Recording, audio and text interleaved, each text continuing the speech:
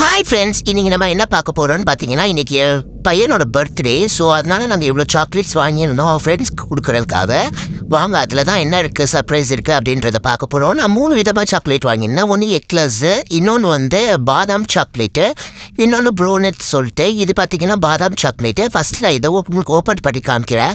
ஆக்சுவலாக நாங்கள் இது வெறும் சாக்லேட் தான், சரி இது கொடுக்கட்டும் அப்படின்னு சொல்லி தான் வாங்கினோம். ஆனால் இது அவன் ஃப்ரெண்ட்ஸ்க்கு கொடுத்த பிறகு தான் அதில் ஒரு சர்ப்ரைஸ் தெரிஞ்சது. இங்கே பார்த்தீங்களா, அதில் ஒரு ஸ்டிக்கர் இருந்தது.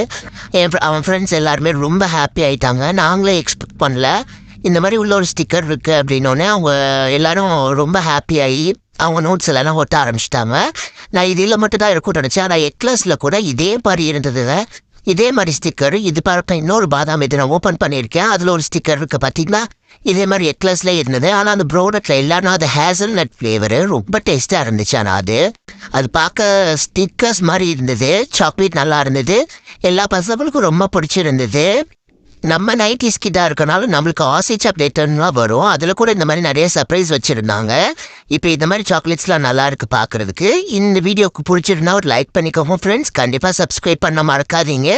கமெண்ட் பண்ணுங்க, நீங்கள் இந்த மாதிரி சர்ப்ரைஸ்லாம் பண்ணியிருக்கீங்களா அப்படின்றத. பாய் ஃப்ரெண்ட்ஸ், நெக்ஸ்ட் வீடியோவில் சந்திக்கலாம்.